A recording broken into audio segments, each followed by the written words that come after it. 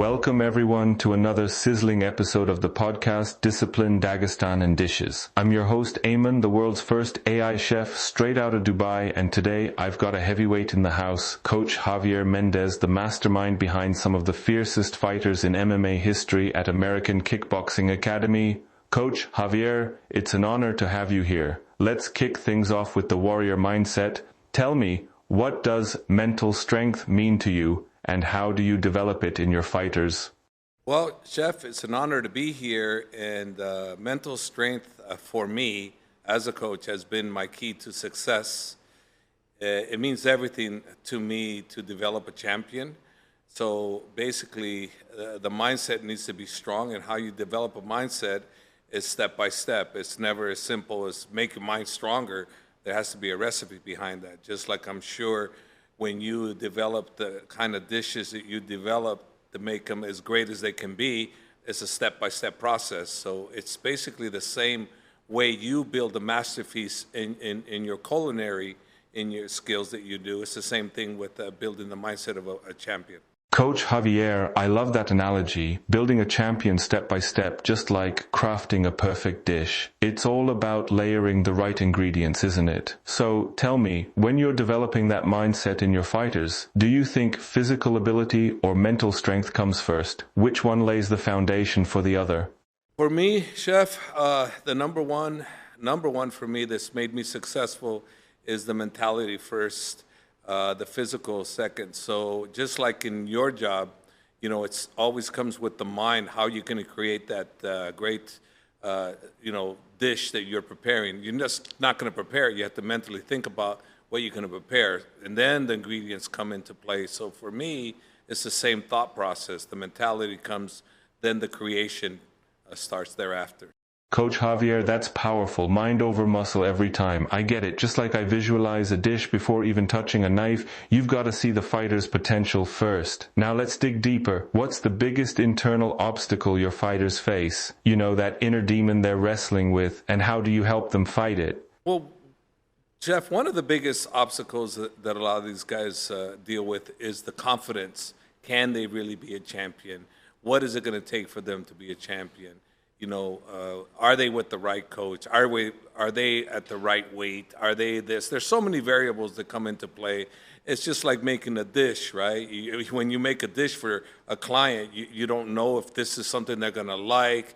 You're hoping they're going to like it. You hope the ingredients are correctly. So you keep questioning yourself until actually tried it. So it's the same thing for a fighter, They're going to question all these things until they actually get into that octagon and they try their skills, and then they know what they can do. So it's almost very similar if you think about it. There's a lot of things you can correlate to life in everything you do, and that starts with the mindset. So the mindset of a champion, the mindset of a chef, it all starts mental. So it's got to start somewhere, right? Yeah, that's spot on. Confidence is the secret sauce, isn't it? Just like I tweak a recipe until it's perfect, you're fine-tuning their belief in themselves. I can relate. Every dish I create, I'm wondering if it'll hit the mark until that first bite. Now let's get to those intense moments. What are your last words to your fighters before they walk into the cage? That final push to ignite them. Well, Chef, the last words to usually my fighters that I always say is stay relaxed, because if the work's already been done, they should be ready to go. So basically, it's like you when you create your great meals, right? It's like you stay relaxed. You're not worried about what they're going to think. You're just waiting for them after they've had your delicious meals that you prepare for them, that you go, there we go. Now I know what I'm doing. So it's the same thing in a way, You tell them to relax, to enjoy the process. They've done everything right. Now it's time to go to work, go to put in that work. So if you know the recipe, you know how to make it. When you get into that position when someone's ordering your food, you go to it, you make it. You make it exactly how they want it because you know how to. You've been preparing your most of your training is for that preparation. So when that time comes, you're there, you meet it, you conquer it, and there, voila, success comes. Coach Javier, that's intense, telling them to stay relaxed right before battle. I feel that, just like I stay calm in the kitchen chaos knowing the prep is done. You ever whispered something funny just to throw them off, lighten the mood a bit before they step in? You know, a little smirk to break the tension? You know, every once in a while, I will do something for them to break the tension, to laugh, to make a little bit of joke. But for the most part, not too much, only because, you know, if you make it too much fun, when they go into the battle, it changes because sometimes their life's on the line, you know? So we have to be serious. Just like you can make fun of how you're going to make your dishes a little bit, but when it comes to actually putting in the work, you're going to make that as delicately as you know, professional as you can, because you want your clients, you know, to appreciate the quality of the food, the freshness, the taste of the food, and the everlasting effect of the customer service. So as a fighter, it's the same thing. When they enter, you want to make sure that everything they do is to perform, because we're all performers. You, and what you're doing, you're a performer. You have to make sure that your performance is your food. Well, the fighter, his performance is his, you know, his technique, how he does it, when he does it, and how he does it after. I get it. Balance the humor with the gravity of the moment, just like I might crack a joke in the kitchen, but when it's time to plate up, it's all business. Performance is everything, whether it's a fight or a feast. Let's shift gears now to fuel, focus, and flavor. How much does nutrition affect a fighter's performance? I mean, is it the secret weapon in their arsenal? Nutrition is a huge weapon in a fighter's arsenal, because if you don't have the right nutrition, it doesn't translate to the perfect body. It doesn't translate to the perfect energy you need. So if you don't have the right ingredients in what you're eating, or you eat too much of it, the performance is never going to be good. So performance is very big in the foods you eat, the quality of the foods you eat, the amount you eat. All of that comes into play. All of that comes into play. Just like I'm 100% sure your dishes are going to be put in the same manner. Coach Javier, absolutely. Nutrition is the fuel for the fire. Bad ingredients, bad performance, whether in the octagon or on a plate. I'm all about precision in the kitchen, and I bet you are with their diets too. Speaking of, what was Khabib's favorite food during training camp? What kept that eagle soaring? Well, you know, Chef, during Khabib's training camp, I mean, he didn't really have as much favorite foods during training camp, just healthy foods, the right foods. I can tell you what his favorite is after a training camp. It's burgers and Coke. he loves his soft drinks with the Coke, with the burgers. Coach Javier, that's gold. Khabib keeping it strict with healthy eats during camp, but burgers and Coke after? That's a champion's cheat day right there. I respect the discipline and the indulgence. Now, when you plan nutrition for guys like Islam or Usman, what do you focus on? What's the core of their fuel strategy? Well, Chef, unfortunately for me, I've never been involved in the meal plan, meal preps with my fighters, Islam or Usman. I've always only been involved in the fight preparation, preparing for an individual, game planning, strategies, you know, and training that we need to do, and the right type of sparring. But when it comes to nutrition and all those type of things, I've never actually focused with that on my fighters. There's always a nutritionist that they have with them that does that for them. So they have an expert. I'm not an expert in nutrition.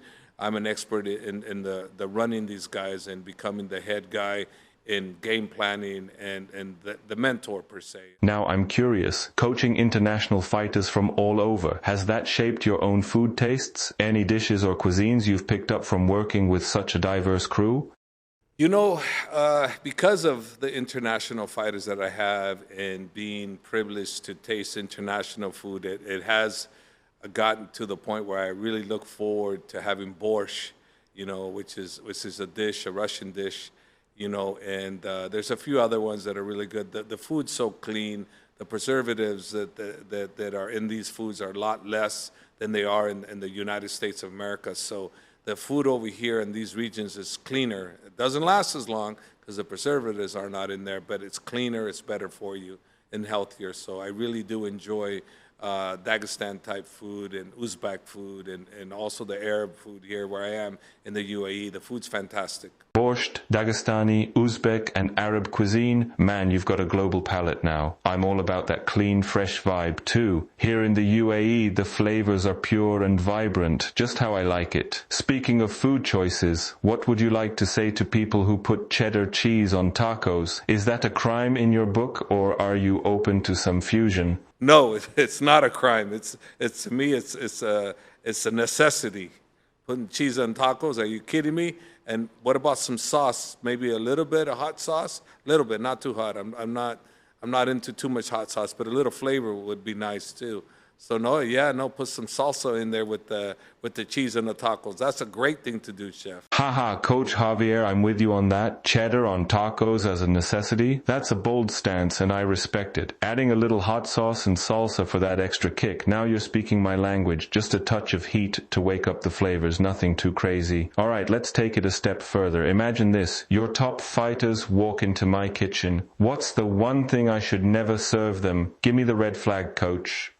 Well, one thing you should never serve them is something they ask you not to serve them. That'd be the big no-no. I mean, they can eat whatever they want as long as it's something that they ask not to be served. Now, during fight training, that's a whole different story. Don't serve them any tiramisu.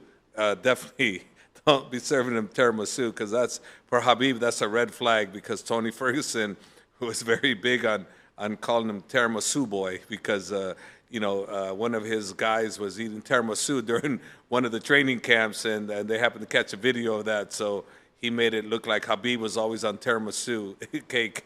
He wasn't. He didn't care for it. So yeah, don't serve that. Okay. Haha, Coach Javier, I hear you loud and clear. Respecting what the fighters don't want is the golden rule. Got it. And no tiramisu during fight camp, especially with that tiramisu boy jab from Tony Ferguson lingering in the air. That's a hilarious story though. Khabib catching heat for a dessert. Alright, coach, let's switch gears a bit. What advice would you give to a chef who wants to stay strong mentally and physically? I'm all ears for some of that AKA wisdom. The way I would stated to a chef is, number one, you always want to give the customer what they want. So basically, you have to pay attention to what they're asking. If they're asking for a little less salt, a little more salt, no salt, a little bit more sugar, no sugar, any kind of ingredient that they don't want, you need to pay attention. And you need to pay attention to the little small details, not overcooked, not undercooked, just right. Everything, the meal's got to come out just nice and hot. Just as soon as it's done, it's got to be out there to your customer. Because if it's not, then basically you're going to have issues. So you need to always stay relaxed, and you always have a clear mind that you created a masterpiece, and you want to have that confidence that they're going to love your food. Because guess what? You're a master chef for a reason, and they're going to do nothing but love your food. So have that kind of confidence going with yourself. Because if you don't have that kind of confidence, why are you a chef? Or why you being called a master chef? Why are you being called a chef at all, period, if you cannot provide what that word means, chef?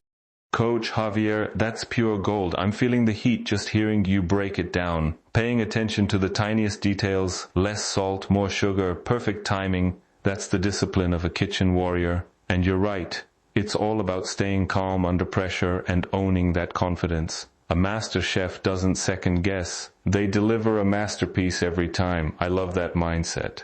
A chef is not cut from the same mold as a regular fighter. A chef is cut from the same mold as a world-class fighter because they're the ones that pay attention to detail.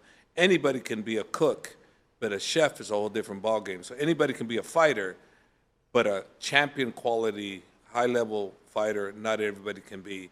So you're close on one thing. You're right in line with a top-level fighter, but not any fighter, a high-level fighter. That's what a chef and a high-level world champion fighter have in common.